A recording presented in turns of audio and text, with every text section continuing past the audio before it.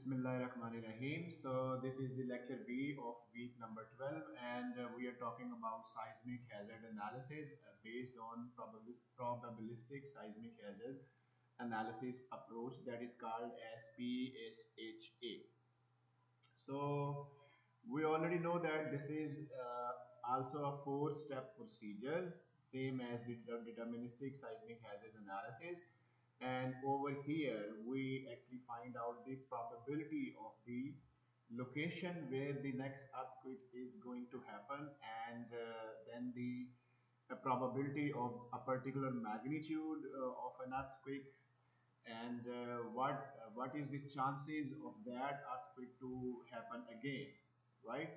So this is what we were talking about, and before starting this example we talked about the reoccurrence law, that is also called as Gutenberg reoccurrence law, and based on that we try to find out the mean annual rate of accidents of a particular earthquakes, and based on that we can find out the return period of an earthquake, right? So we talked in detail what is mean annual rate of accidents. It means what are the annual chances of an earthquake for to happen uh, of a particular magnitude, and then based on that we can find out the return period of that particular earthquake. So different sources may have different Gutenberg-Richter relationship, as we talked about here. I mean, it has the constant A and B will be different for different sources. This is the reason why these two sources have different relationships. You see, it has a separate line and it has a separate, right? So we can find out the mean annual rate of accidents by,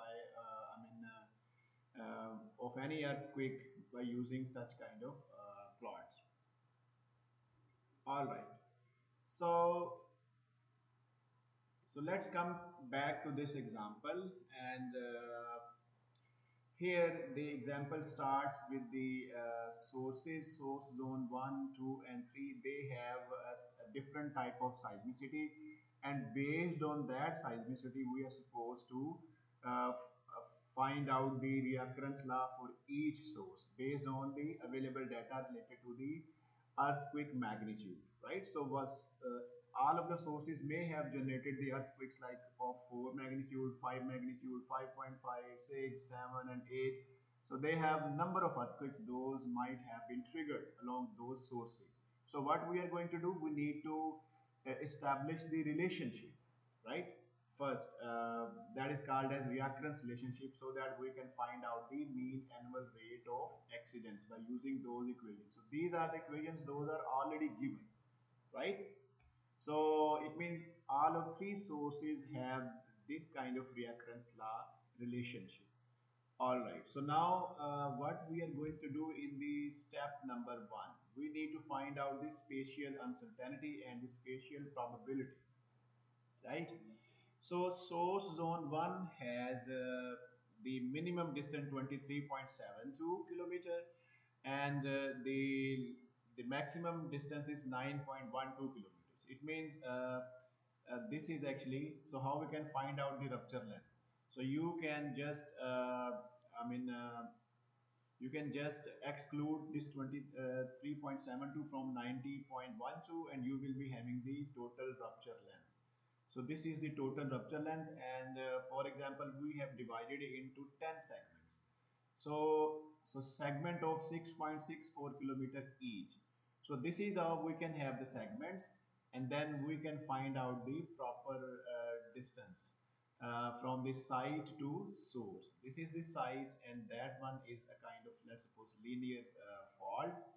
So what we have done, we need to find out the probability of each segment, right? Probability of each segment, what are the chances of that particular earthquake to trigger again uh, along this fault, at different segments, right?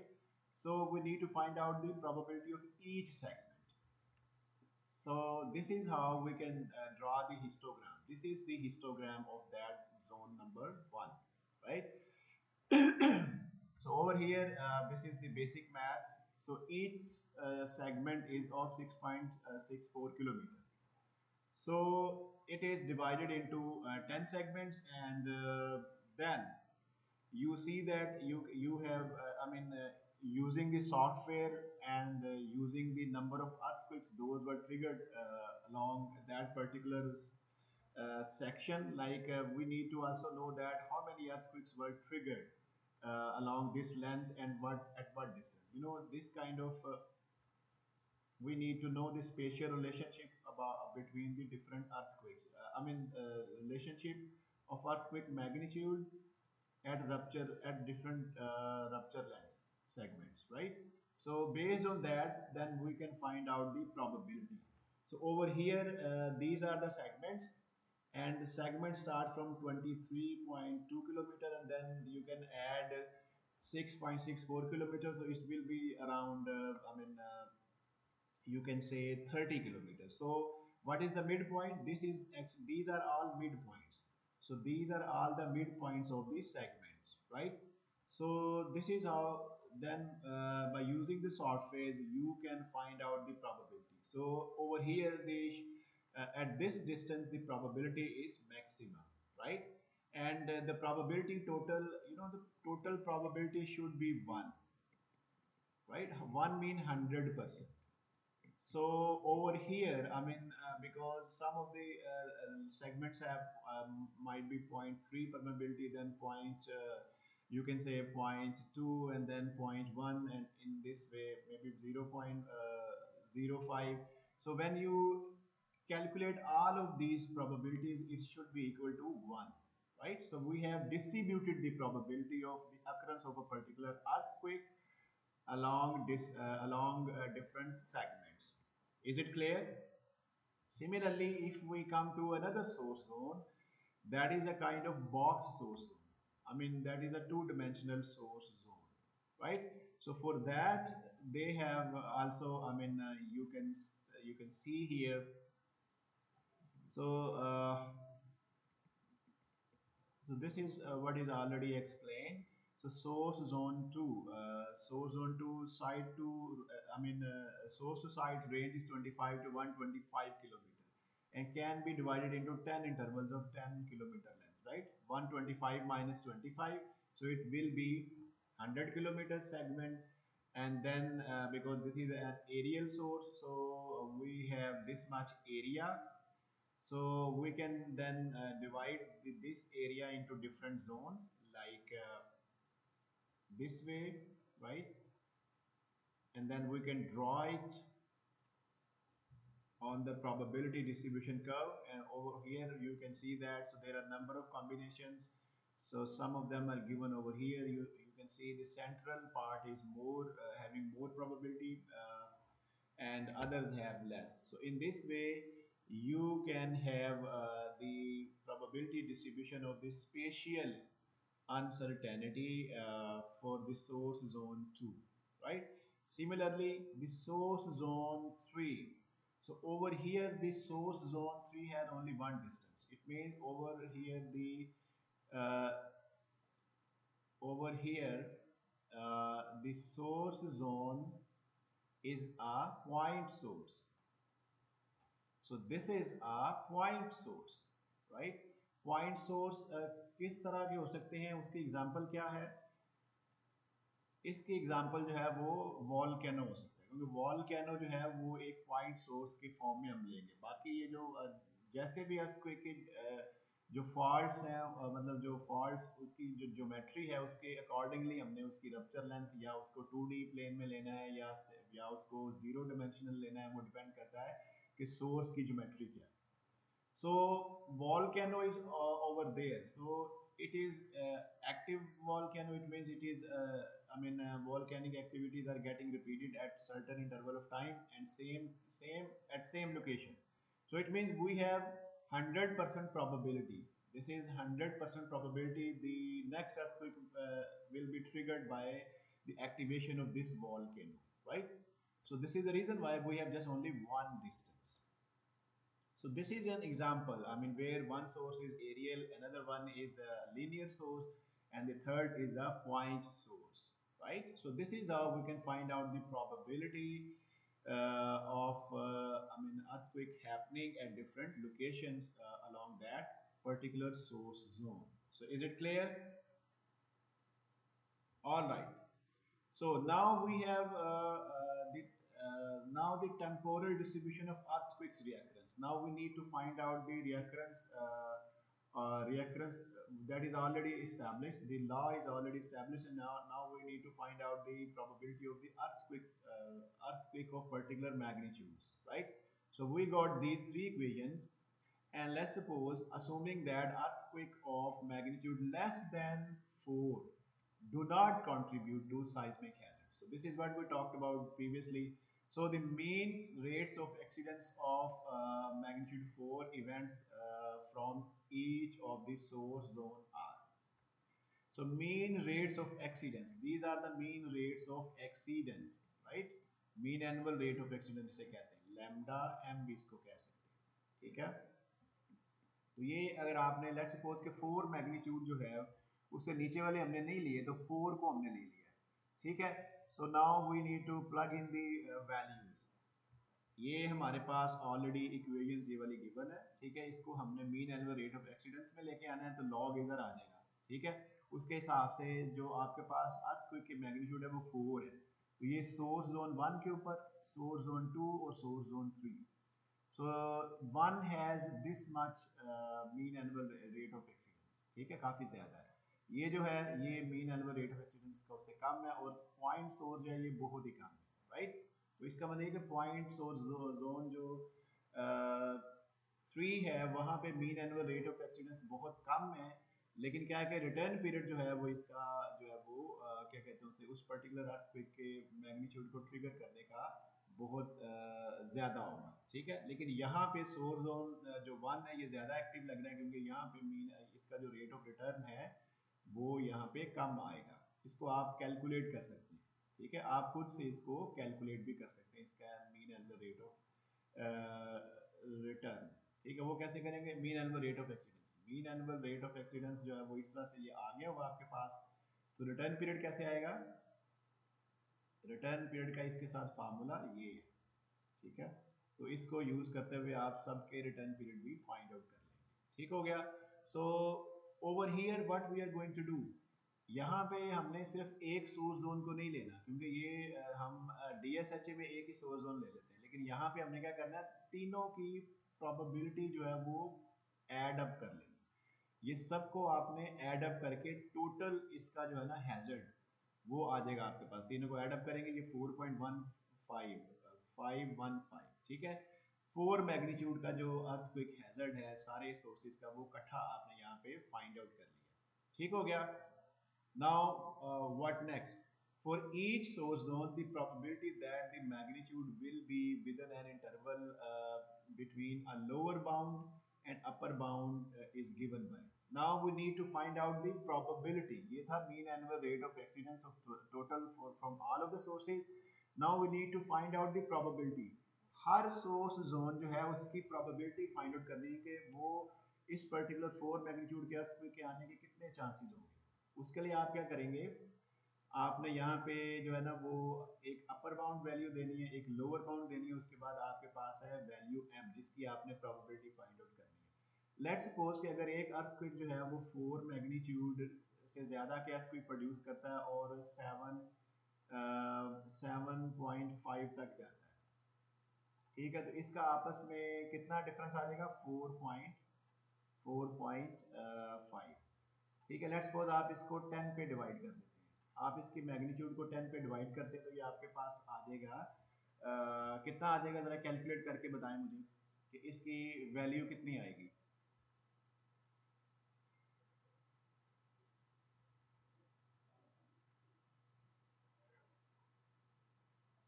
.45 आ जाएगी, ठीक है? 0.45, ठीक है? ये आ जाएगी, तो ये actually वो इंटरवल आ जाएगा। लेकिन यहाँ पे उन्होंने क्या किया है, यहाँ पे उन्होंने जो है वो इसकी जो वैल्यू, अब ये फार्मूला आपने याद रखना है, ठीक है? कि प्रोबेबिलिटी कैसे फाइंड करनी है, एक अपर बाउंड है एक लोअर बाउंड है।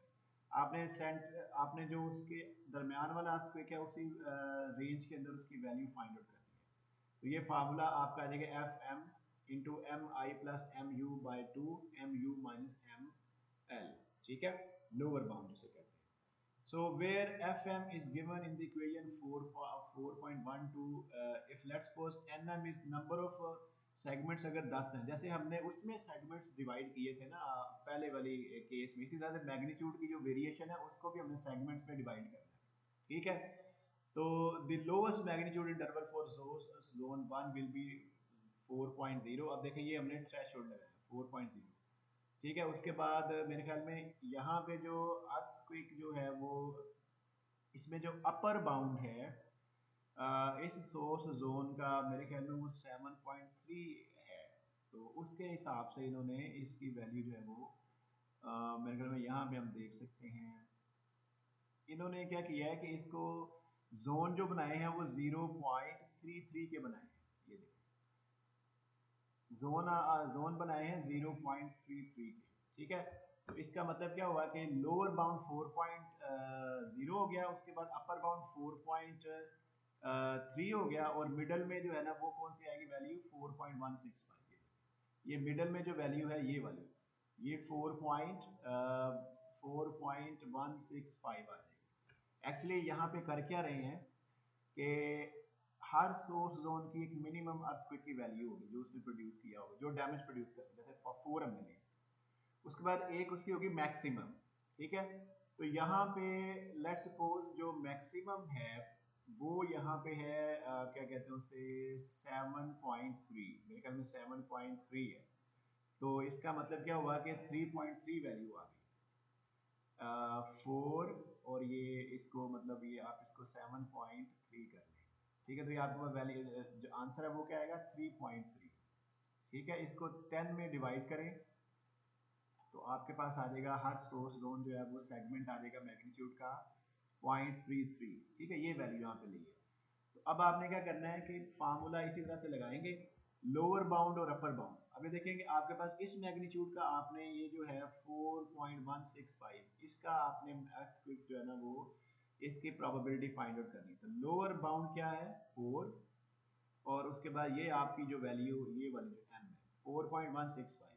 उसके बाद अब यहाँ पे देखें ये लिखा हुआ है, ये आपके पास है अपर बाउंड जो जो आपकी जो मैक्सिमम वैल्यू पर्टिकुलर अर्थक्वेक ने प्रोड्यूस करनी है 7 मैग्नीट्यूड का जो अर्थक्वेक उस सोर्स में 7.3 उसकी मैक्सिमम कैपेसिटी है, उसको भी -4 से करेंगे, और जिसकी हमने प्रोबेबिलिटी फाइंड आउट करनी है उसको भी आपने 4 उसमें से भी 4 माइनस करना है, ठीक है। तो आपके पास आंसर ये आ जाएगा। उसके बाद आपके पास उसकी प्रोबेबिलिटी आ जाएगी 0.522, मतलब काफी ज्यादा हाई चांसेस हैं कि दोबारा से 4.165 का अर्थक्वेक आए, ठीक है। तो इस तरीके से ये प्रोबेबिलिटी हम फाइंड आउट कर लेंगे, ये इसका फार्मूला आप इसमें ये वैल्यूज प्लग इन करके भी देख सकते हैं, ठीक है। ऑल राइट, तो इस तरह से आपने सारे सेगमेंट्स की ये वैल्यूज फाइंड आउट करनी है। देखेंगे ये एक कॉम्बिनेशन है, और ये कॉम्बिनेशन जो है वो 4.33 के अंदर था। उसके बाद आपने 4.33 मिनिमम रखेंगे, और फिर उसके बाद 4 पॉइंट ये इसमें 33 ऐड करेंगे तो 4.66 हो जाएगा। उसके बाद इसके दरमियान में आप मीडियन लेंगे तो वो आप कैसे लेंगे 4.33 प्लस 4.66 डिवाइडेड बाय 2, तो वो आपके पास इस तरह से उसका जो है ना मिडिल वाली वैल्यू आ जाएगी। इस तरह से उस सेगमेंट के लिए आप अलहदा से यही फार्मूला यूज करेंगे तो उसकी प्रोबेबिलिटी भी आ जाएगी। तो इस तरह से आपके पास नंबर ऑफ कॉम्बिनेशंस आ जाएंगे प्रोबेबिलिटी के उस पर्टिकुलर मैग्नीट्यूड की दोबारा से ट्रिगर होने के। ठीक हो गया? अगर आपको समझ नहीं आए तो आप इसको दोबारा से पूछ सकते हैं, ठीक है। So to compare the results of this PSHA with those from DSHA example, we will use the same predictive relationship, ठीक है। अब सेम प्रिडिक्टिव रिलेशनशिप जो है वो उसको हमने यूज करना है। तो लॉग ऑफ PHA जो पर्टिकुलर अर्थक्वेक है उससे कितनी जो है ना वो आपकी, अब आपके पास डिस्टेंस का कॉम्बिनेशन भी आ गया, आपके पास मैग्नीट्यूड भी आ गई, तो हर डिस्टेंस के ऊपर मैग्नीट्यूड और डिस्टेंस और जो पर्टिकुलर मैग्नीट्यूड है उसका कॉम्बिनेशन डिस्टेंस के साथ अब वो वैल्यूज पुट करेंगे तो आपके पास जो है वो उसकी वैल्यू आ जाएगी लॉग ऑफ PHA या वट एवर जो भी आपने वहाँ पे पैरामीटर यूज करना है स्ट्रॉन्ग ग्राउंड मोशन को डिफाइन करने के लिए। ठीक हो गया? So finally we compute the total seismic hazard as the sum of the contribution from each possible combination source to site distance. क्या? Source to site distance and earthquake magnitude on each of the three source zones.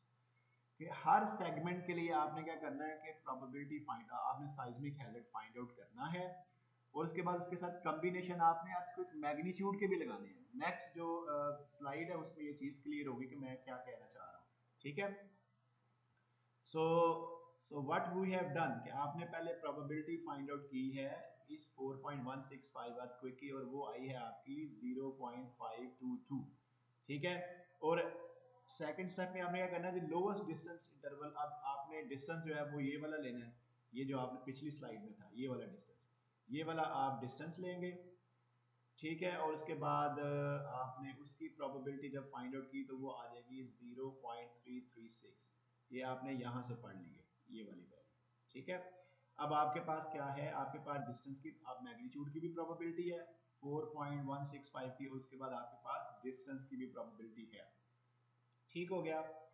सो ये जो आपने यहाँ पे probability magnitudes की find out की है, ये वाली जो है, ये देखें, ये जो प्रोबेबिलिटीज हैं, ये देखें, ये डिफरेंट मैग्नीट्यूड्स की प्रोबेबिलिटी यहाँ पे सोर्स जोन 1 की ये गिवन है, ये सब के मिडिल पॉइंट्स गिवन है यहाँ पे 7.14, क्योंकि 7.3 जो है वो मैक्सिमम वैल्यू है यहाँ पे इस पर्टिकुलर सोर्स की, तो उसके हिसाब से अब यहाँ पे आपने उसके सेगमेंट्स 10 बनाए और उसकी प्रोबेबिलिटी अब देखेंगे जो जो हाईएस्ट अर्थक्वेक की मैग्नीट्यूड उसकी प्रोबेबिलिटी बहुत कम है। ठीक है, इस तरह जो लोवेस्ट मैग्नीट्यूड के अर्थक्वेक है उनकी प्रोबेबिलिटी ज्यादा है, आप यहाँ से देख सकते हैं। ठीक है, सिमिलरली सोर्स जोन 2 के लिए भी आप यही फार्मूला यूज करेंगे, ये वाला जो है यही फार्मूला यूज करेंगे और मैग्नीट्यूड की प्रोबेबिलिटी आप क्या करेंगे, फाइंड आउट कर लेंगे। ठीक है, तो वो यहाँ पे गिवन है, ये उसका सोर्स जोन जो 2 है उसमें मैग्नीट्यूड प्रोड्यूस करने की है 7.7 आई गेस, उसके हिसाब से ये मिडिल पॉइंट है, ये 4 से लेके 7.7 के दरमियान में ये आपने सेगमेंट्स ले लिए और उसकी प्रोबेबिलिटी यहाँ से आ गई। ठीक है, सिमिलरली जो आपके पास सोर्स जोन 3 है, अब उसमें देखिए डिस्टेंस की प्रोबेबिलिटी तो एक ही थी, लेकिन क्या है कि मैग्नीट्यूड डिफरेंट हो सकती है। ठीक है, वही जो है ना, जैसे ये 4 मैग्नीट्यूड 4.04 का है, फिर उसके बाद इसने मैक्सिमम जो अर्थक्वेक प्रोड्यूस किया मेरे ख्याल में वो 5 मैग्नीट्यूड का किया है, इसलिए यहाँ पे सेगमेंट्स बहुत कम है। ठीक है, तो ये क्योंकि ये सोर्स जोन वोल्केनिक है, वोल्केनिक जो सोर्स जोन होते हैं वो मेजर अर्थक्वेक प्रोड्यूस नहीं करते। ठीक हो गया, this is it clear now?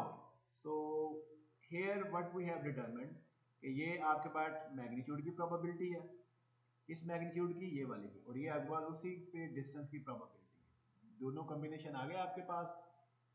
और उसके बाद आपने क्या करना है कि ये जो जब आप ये वैल्यू लगाएंगे ये वाला लॉग ऑफ पीएच गैल्स के अंदर, तो यहाँ पे आपने मैग्नीट्यूड की वैल्यू क्या रखनी है, वो आपने रखनी है 4.165 और आर की वैल्यू को रखनी है, वो आपने रखनी है 27.04। ठीक है, 27.04 आपने रखनी है। ये मैं दोबारा हाईलाइट कर देता हूँ इसको कि आपने क्या करना है कि इस डिस्टेंस के अंदर आर कौन सा लेना है, आर आपने लेना है ये वाला, ये एक कॉम्बिनेशन होगा, R is equal to this one. उसके बाद इसके अंदर एम कौन सा लेना है, एम आपने लेना है ये वाला, ये देखिए ये एम आपने ले लेना है। ठीक है, आप इस इक्वेशन में वैल्यूज पुट करेंगे तो आपके पास जो वैल्यू है वो नेट वो ये आ जाएगी। ठीक है, उसके बाद आपने क्या करना है, आपने इसका जी वेरिएंस फाइंड आउट करना है, इसकी भी प्रोबेबिलिटी फाइंड आउट करनी कि इतना अर्थक्वेक की जो वैल्यू है वो प्रोड्यूस होने के चांसेस कितने हैं। अब देखें हर वैल्यू के चांसेस भी आप फाइंड आउट कर रहे हैं, तो जैसे हमने एक एग्जांपल की थी जी वेरिएंस की, इसमें उसका अब यहाँ पे प्रोबेबिलिटी फाइंड करने का ये फॉर्मूला है, log of natural log of a static. A static क्या है, मिनिमम जो अर्थक्वेक प्रोड्यूस हो सकता है उसकी वैल्यू, वो यहाँ पे ए स्टैटिक की वैल्यू ये गिवन है। ठीक है, 9.81 गैल्स, और ये आपका लॉग ऑफ पीएच इसकी वैल्यू ये है, तो ये आप सिंपली ये यहाँ पे रखेंगे और ये इसका जो है ना वो स्टैंडर्ड डिविएशन है, वैल्यू आ जाएगी ये।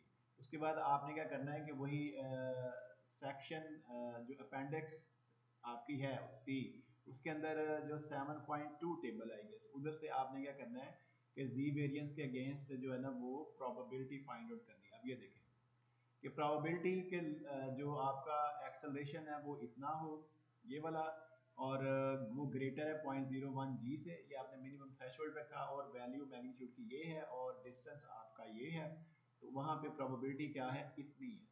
तो ये तकरीबन 100% चांसेस है कि दोबारा ये अर्थक्वेक आएगा उस डिस्टेंस के ऊपर। So this is the kind of combination, right. Now we have determined the probability of that particular earthquake। अब देखेंगे ये earthquake के ट्रिगर होने की probability फाइंड आउट कर ली, उसके बाद आपने probability फाइंड आउट कर ली उस पर्टिकुलर डिस्टेंस की आपके पास ये आ गई, ठीक है। और उसके बाद आपके पास टोटल हैजर्ड हर सोर्स जोन का गिवन है, ठीक है। उसके बाद आपने क्या किया कि वो जो मैग्नीट्यूड, जो पीक हॉरिजॉन्टल एक्सेलरेशन है, उसकी प्रोबेबिलिटी भी आपने फाइंड आउट कर ली। Now you are going to combine the total hazard for source zone 1 and then you can find out for source zone 2 and then source zone 3, ठीक है।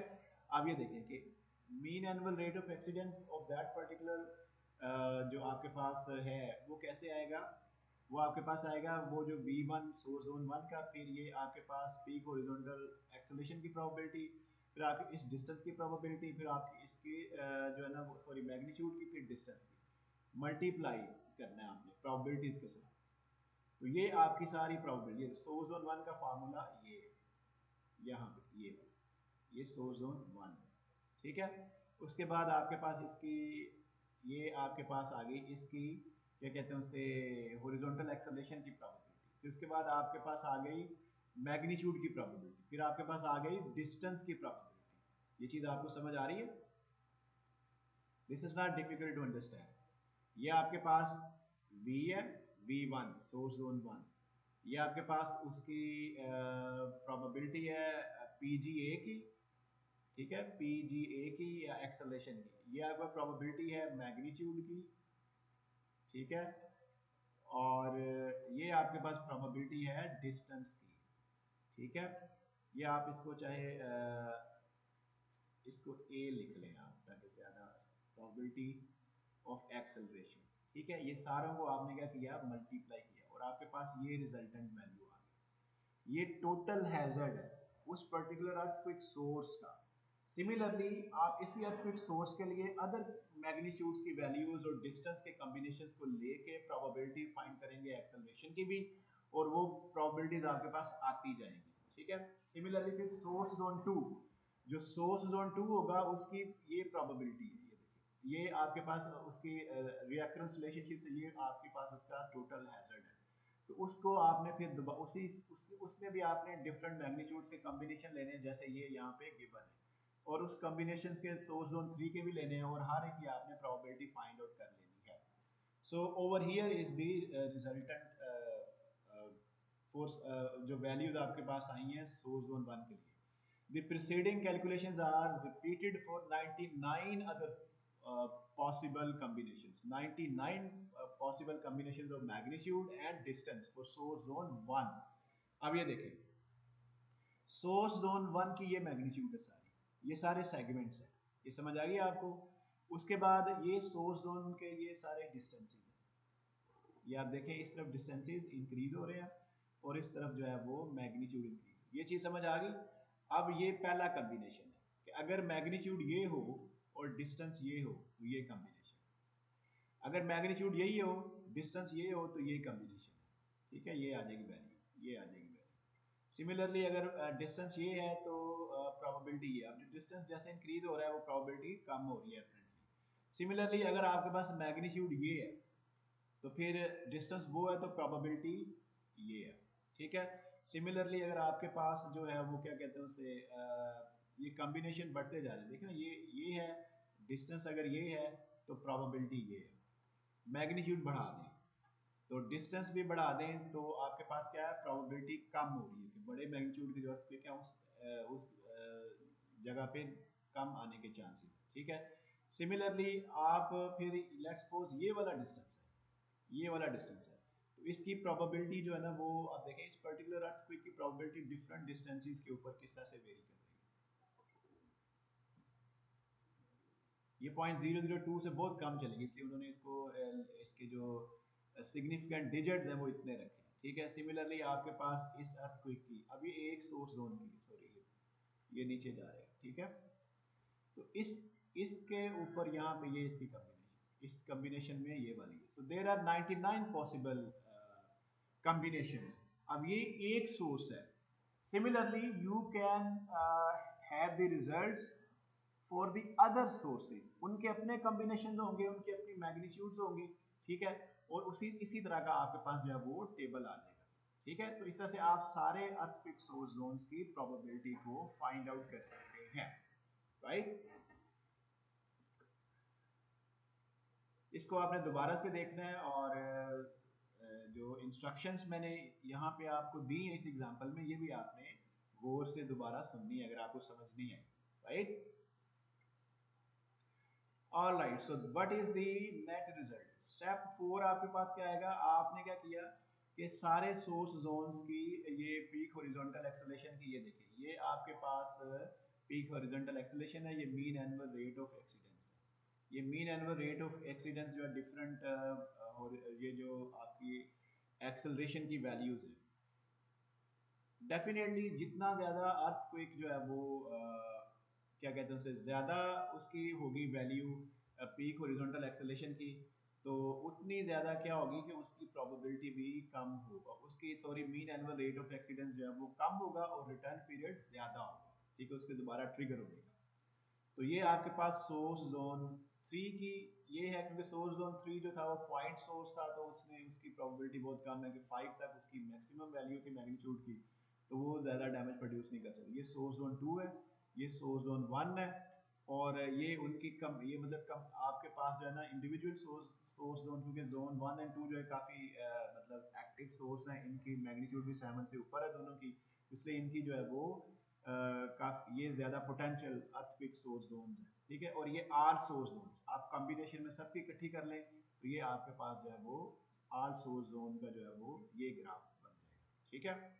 तो यहाँ से आपने डिफरेंट अर्थक्वेक्स की जो है वो उस पर्टिकुलर रीजन के अंदर जहाँ पे आपने probabilistic seismic hazard analysis perform किया है, वहाँ में वहाँ उसके हिसाब से आप यहाँ से उसकी प्रोबेबिलिटीज जो है वो find out, mean annual rate of exceedance जो है वो डिफरेंट वैल्यूज की फाइंड आउट कर सकते हैं, ठीक है। तो ये इस तरीके से आप लोग जो है वो डिटर्मिन कर सकते हैं सारे सोर्स की, और मीन एनुअल रेट ऑफ एक्सीडेंस आ गया, तो उसके बाद आपके पास क्या आ जाएगा, रिटर्न पीरियड आ जाएगा, ठीक है। होपफुली मैंने काफ़ी कोशिश की आपको डिटेल में चीज़ें समझाने की इस PSHA के बारे में, तो मेरे ख्याल में now you might be understood कि प्रोबेबिलिस्टिक साइज्मिक हैजर्ड एनालिसिस है क्या, और इसको परफॉर्म कैसे करते हैं, और there are different software available.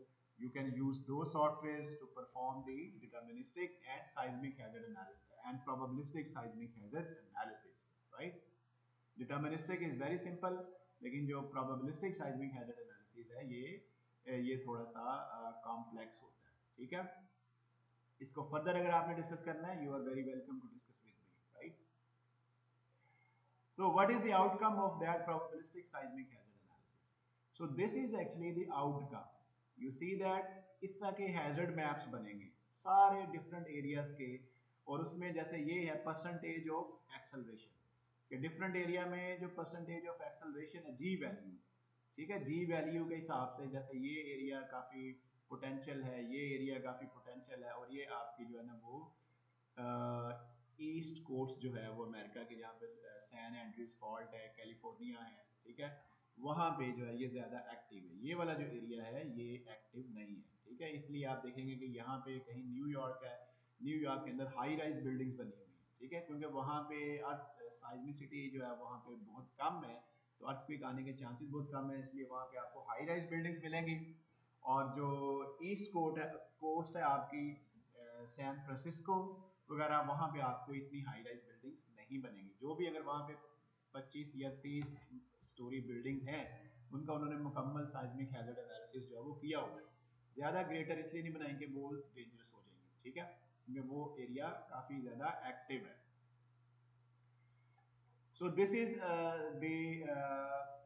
the map with the peak horizontal acceleration with 10% probability of exceedance. अब ये जो है ना इसको समझने की जरूरत है कि ये आपका प्रोबेबिलिस्टिक साइज्मिक हैजर्ड एनालिसिस की बेस के ऊपर मैप है, जिसमें वो कह रहा है कि 10% चांसेस है, probability of exceedance in 50 years, 50 years के अंदर 10% चांसेस हैं कि ये वाली मैग्नीट्यूड के जो ये जो एक्सेलरेशन है, ये वाला परसेंटेज इन एक्सेलरेशन, इसके अर्थक्वेक आए। ठीक है, तो ये 10% प्रोबेबिलिटी इन 50 ईयर्स। इस तरह से आप कह सकते हैं 5% प्रोबेबिलिटी इन 100 ईयर्स, 200 ईयर्स और 500 ईयर्स। इस तरह के सारे मैप्स जो है वो हम बना सकते हैं based on this probabilistic seismic hazard analysis. तो ये आपके पास परसेंटेजेस गिवन है, ठीक है, कि एक्सेलरेशन की परसेंटेजेस है, ये जी वैल्यू है। ठीक हो गया, जी वैल्यू एक्सेलरेशन की परसेंटेज में।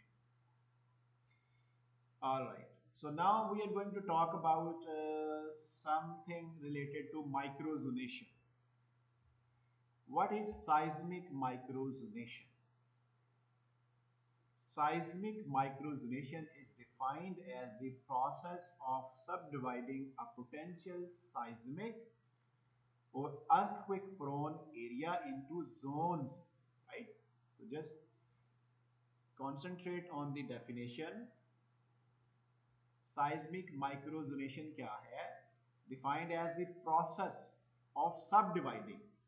क्या कर रहे हैं? एक process है that is used to subdivide a potential seismic area, ठीक है, जिसको earthquake prone area भी कहेंगे, into zones with respect to some geological and geophysical characteristics of the sites, such as ground shaking, liquefaction, susceptibility, landslides and rock fall hazards, earthquake related flooding, so that the seismic hazard at different locations within the area can be correctly identified.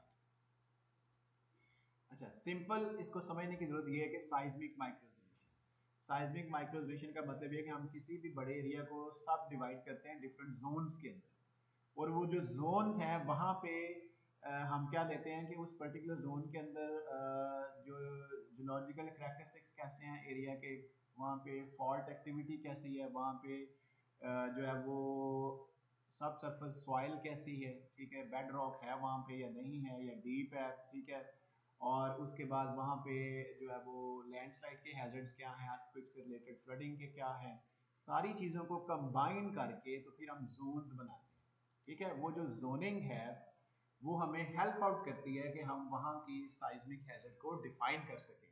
ठीक है, उसे कहते हैं माइक्रोजोनेशन, कि जहाँ पे आप मतलब इस तरह से आप डिफरेंट जोन जो बनाएंगे वहाँ पे डिफरेंट करैक्टरिस्टिक्स होंगे, आप डिफरेंट करैक्टरिस्टिक्स के बेस के ऊपर आप जोन बनाएंगे किसी भी पर्टिकुलर एरिया के।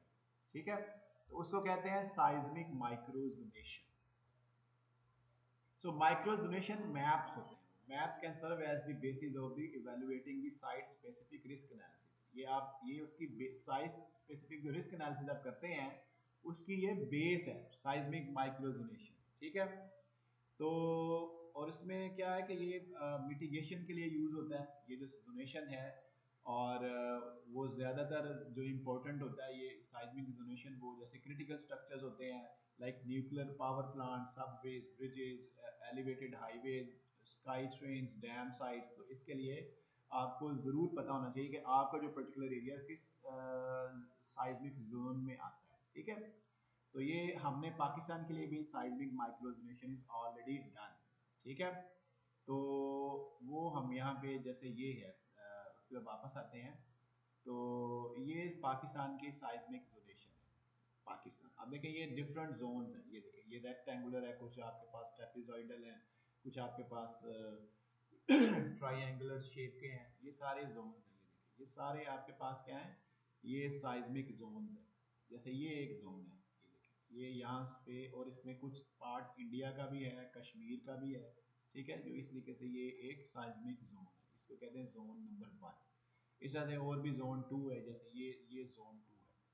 ठीक है, इन सब जोन्स की सिमिलर करैक्टरिस्टिक्स है आपस में, लेकिन दूसरे से डिफरेंट है। ठीक है, अब इसकी डिटेल हम अभी डिस्कस करेंगे। तो all right, so this is a kind of map that is prepared based on the seismic zonation। अब ये जो seismic zonation है ये of greater Bangkok area prepared based on the predominant period। अब वो जो seismic zonation है उसको आप डिफरेंट डिफरेंट कैटेगरीज में डिफरेंट टाइप की उसमें कैटेगरीज लेके आ सकते हैं अर्थक्वेक की जो पोटेंशियल हैजर्ड है उसको डिफाइन करने के लिए। जैसे ये जो मैप है ये प्रीडोमिनेंट टाइम पीरियड के हिसाब से बना हुआ है, इसको आप मैग्नीट्यूड के हिसाब से ले सकते हैं, इसको आप एक्सेलरेशन के हिसाब से ले सकते हैं, ठीक है। तो यहाँ पे जो मैप बनाया है उसमें प्रीडोमिनेंट टाइम पीरियड के हिसाब से बनाया है। अब ये देखें कि प्रीडोमिनेंट टाइम पीरियड ज़ाहिर है जितना ज़्यादा होगा, अगर मैग्नीट्यूड भी ज़्यादा है उस अर्थक्वेक की, तो वहाँ पे डैमेजेस ज़्यादा प्रोड्यूस होंगे। ये देखें जैसे ये आपके पास एरिया है, ठीक है, यहाँ पे अर्थक्वेक की इंटेंसिटी ज़्यादा है, तो उसकी बेस के ऊपर क्या है कि यहाँ पे ये जो इसका कलर है वो ज़्यादा डार्क है, ठीक है, इट मीन्स कि प्रीडोमिनेंट टाइम पीरियड यहाँ पे ज़्यादा है, ठीक हो गया। तो sorry, so microzonation and earthquake hazards. So तो जब माइक्रोजोनेशन है उसमें क्या करते हैं हम, पहले माइक्रोजोनेशन करने से पहले आप अर्थक्वेक हैजर्ड्स को सारा डिस्कस करते हैं, उस पर्टिकुलर एरिया के टेक्टोनिक सेटअप पे जाते हैं, उस पर्टिकुलर एरिया में जो फॉल्ट्स अवेलेबल हैं उस पे जाते हैं, कितने अर्थक्वेक वहाँ पे ट्रिगर हुए उसके ऊपर जाते हैं, जियोलॉजिकल सेटअप क्या है, रॉक्स कौन सी है, सॉइल कौन सी है, ये सारी इंफॉर्मेशन, और वहाँ पे कौन कौन से हैजर्ड्स हो सकते हैं, लैंडस्लाइड हो सकती हैं, लिक्विफेक्शन हो सकती है, सारी जो चीज़ें हैं वो सारी आप स्टडी करते हैं, तो फिर माइक्रोजोनेशन जो है ना वो आप मैप जो है वो माइक्रोजोनेशन वाला बनाते हैं, ठीक है। तो ये सारे जो है ना ये प्रोबेबिलिस्टिक एस्टिमेट्स फिर उसके बाद आप करते हैं, ठीक है, कि वहाँ पे एक्सपेक्टेड लॉस कितना होगा, और वहाँ पे और मतलब किस किस्म की वल्नरेबिलिटीज हो सकती हैं, ठीक है। तो उसके हिसाब से फिर इसका मकसद क्या है, मिटिगेट, ये सारी चीज़ें मिटिगेट करने में, रिस्क की मिटिगेशन में यूज़ होती है, ठीक है। तो ये जो इंफॉर्मेशन है ये एक डॉक्यूमेंट है, आई गेस मोहित ने आपसे शेयर किया होगा, seismic hazard analysis and zonation of for Pakistan, Azad Jammu Kashmir, Azad Jammu and Kashmir के लिए ये पाकिस्तान मेट्रोलॉजिकल डिपार्टमेंट ने ये बनाया, उसमें डिटेल इसकी गिवन है, हम थोड़ी थोड़ी चीज़ें इसके अंदर इसमें डिस्कस करेंगे यहाँ पे, ठीक है। So first of all, we need to see the we need to understand the history, और हिस्ट्री के अंदर आपने देखना है कौन कौन से मेजर इवेंट्स हो, जैसे कि अक्टूबर 8 जो है वो 2005 का अर्थक्वेक है मुजफ्फराबाद का, ठीक है। इस तरह से और भी काफ़ी जो अर्थक्वेक हैं उसके बारे में हमने जानना है, ठीक है। उसमें मतलब seismicity of Pakistan obviously very active, which has experienced many disastrous earthquakes during the historical times, ठीक है। अब वो जो disaster earthquakes हैं वो कौन कौन से हैं, उसमें आपकी वजह से ये 1945 का अर्थक्वेक है, मकरान अर्थक्वेक, मैग्नीट्यूड थी 8, much earthquake 1931 7.3 magnitude, Quetta earthquake 1935 magnitude 7.4, Patan earthquake, ठीक है, मुजफ्फराबाद अभी हमने डिस्कस किया। तो ये सारी चीज़ें क्या शो करती हैं कि पाकिस्तान जो है इसके में जो नंबर ऑफ जो पाकिस्तान के एरियाज है दोज आर वेरी एक्टिव, ठीक है। वहाँ पे टेक्टोनिक सेटअप जो है दैट इज़ वेरी फ्रैजिल, और वो काफ़ी एक्टिव है, जिसकी वजह से ये सारे अर्थक्वेक्स जो हैं वो ऑलरेडी ट्रिगर्ड हुए हैं। इट मीन्स कि we really need to do this seismic microzonation based on all these facts, ठीक है। तो ये आपके पास ओवरऑल जो है वो इंस्ट्रूमेंटल साइज्मिसिटी है, ठीक है। ये जो मैप है इससे कि आप खुद भी बना सकते हैं online, there are different sources where the digital earthquake data is given already available for different zones. तो ये सब कॉन्टिनेंट का डाटा है, वो वहाँ से आप डाउनलोड करके अपने मैप भी जनरेट कर सकते हैं, और यहाँ पे आप देख सकते हैं कि ये जो सर्कल्स हैं वो डिफरेंट साइजेस के हैं, तो ये मेरे ख्याल में मैग्नीट्यूड की बेस के ऊपर उन्होंने डिफरेंट साइजेस के अर्थक्वेक जो है वो यहाँ पे शो किए गए हैं, और उसके अलावा उसके कलर्स भी डिफरेंट हैं, ठीक है। This is actually the basic map that is prepared by Geological Survey of Pakistan, and you see here the different faults like main boundary thrust fault. This is the main boundary thrust fault, ठीक है। ये इस्लामाबाद के ऊपर AJK के area से ये गुजरता है, उसके बाद इसकी फर्दर एक्सटेंशन है, ये देखिए ये इसकी एक्सटेंशन है, यहाँ पे फिर स्मॉलर थ्रस्ट फॉल्ट इसके साथ एसोसिएटेड है, ठीक है। और उसके बाद इसी की फर्दर एक्सटेंशन यहाँ पे भी जा रही है, ये ठीक है। ये फर्दर आप इसको देख सकते हैं, यहाँ पे ये सारे एक्टिव थ्रस्ट फॉल्ट्स हैं, सिमिलरली उसके बाद अब अगर आप ऊपर जाएं, नॉर्दर्न एरियाज में जाएं, हुंजा का एरिया जो है उसमें अगर आप जाएं तो ये आपके पास अनदर थ्रस्ट फॉल्ट मिलेगा यहाँ पे। इसको कहेंगे main mantle thrust fault, MMP। ये जो है ये MBT है ये वाला, ठीक है। ये आपके पास है MMT, main mantle thrust fault. Similarly you have another जो आपके पास थ्रस्ट फॉल्ट है वो ये है, ठीक है। तो ये भी जो है ये मेन मांटल के साथ ही एसोसिएटेड है, ठीक है। और उसके बाद आपके पास है मेन क्राक्रम थ्रस्ट फॉल्ट। ये जो मेन क्राक्रम थ्रस्ट फॉल्ट है ये ऊपर जा रहा है, ठीक है। ये यहाँ से इस तरफ ये अफगानिस्तान की तरफ जो है वो इसकी एक्सटेंशन है जिसको हेरात फॉल्ट भी कहते हैं, ठीक है। हिंदू कुश आ जाता है। सिमिलरली यहाँ पे फर्दर उसकी एक एक्सटेंशन यहाँ चले जाती है, ठीक है।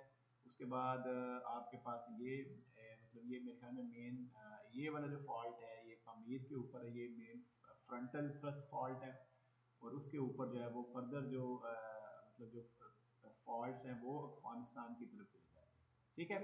So you see that there are number of faults those are present in Pakistan and in the near by areas. ये देखें ये चमन फॉल्ट है ये वाला, ये चमन फॉल्ट जो है ये आपका कोयटा के पास से गुजरता है, ठीक है। So this is the reason why कि यहाँ पे साइज्मिक एक्टिविटी बहुत ज़्यादा होती है, नॉर्दर्न एरिया में ज़्यादा होती है।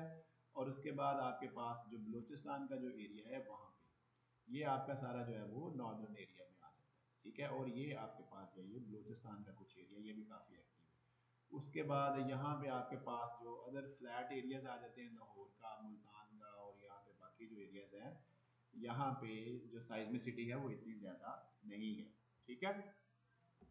ऑल राइट, तो ये सारी हिस्ट्री है, इसकी बेस के ऊपर आप साइज्मिक माइक्रोजोनेशन करते हैं, ठीक है।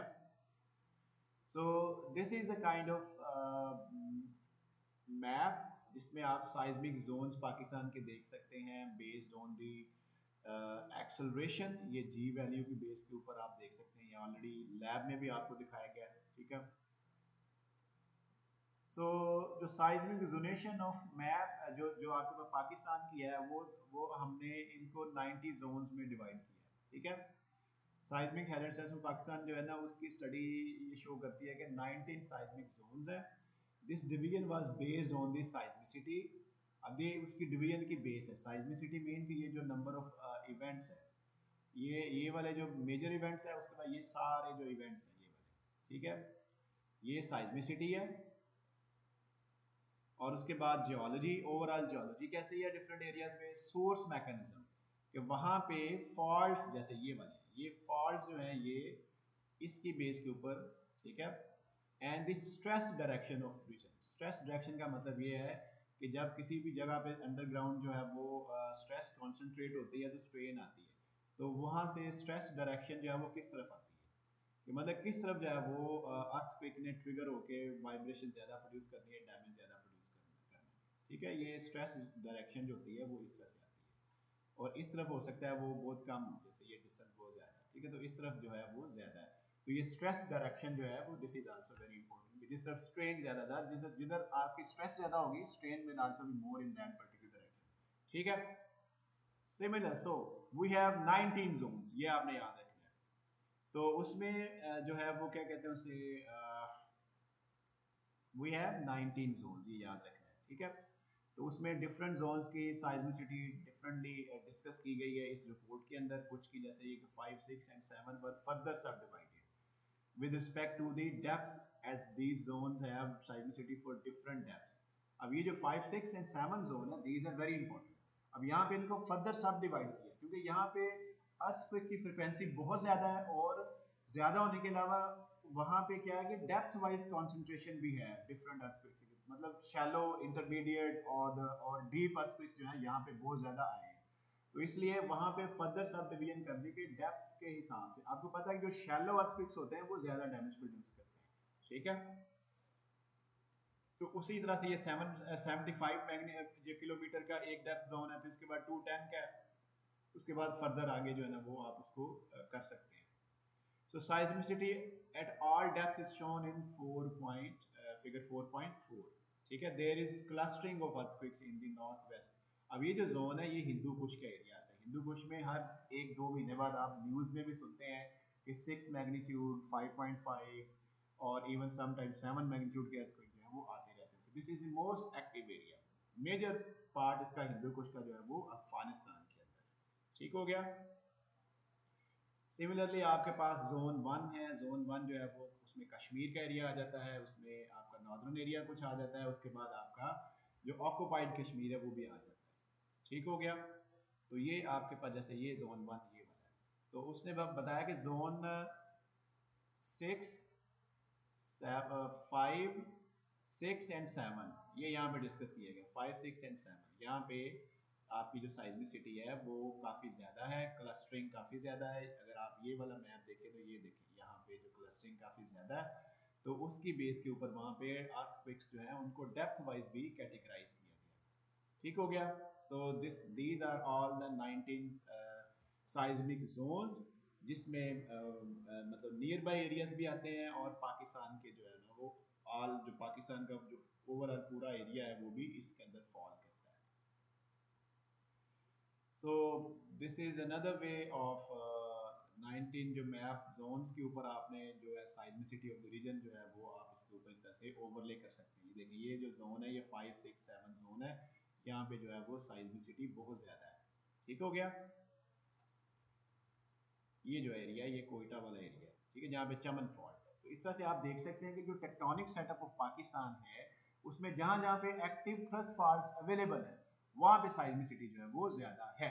तो ये बेसिक इंफॉर्मेशन आपको पता होनी चाहिए कि अर्थक्वेक जो है वो पाकिस्तान जो है वो 19 जोन्स में डिवाइड किया गया है और उसकी डिवीजन का उसकी बेस क्या है, साइज्मिसिटी, जियोलॉजी और जो आपकी जो लोकल साइट कंडीशंस हैं और जो सोर्स मैकेनिज्म है कि अर्थक्वेक जो है वो कौन कौन से एक्टिव फॉल्ट्स वहाँ पे अवेलेबल हैं और उसके बाद वहाँ पे स्ट्रेस पैटर्न क्या है। ठीक हो गया। सो दिस इज अनदर वे। अब ये जो अर्थक्वेक का डाटा है ये कहाँ से आ सकता है, आप में से कुछ लोग इस पे रिसर्च भी कर सकते हैं। क्या कहते हैं, फाइनल ईयर प्रोजेक्ट भी इस पे किया जा सकता है कि कोई इस का अर्थक्वेक का डाटा लेके आप इसको एनालाइज करें डिजिटली।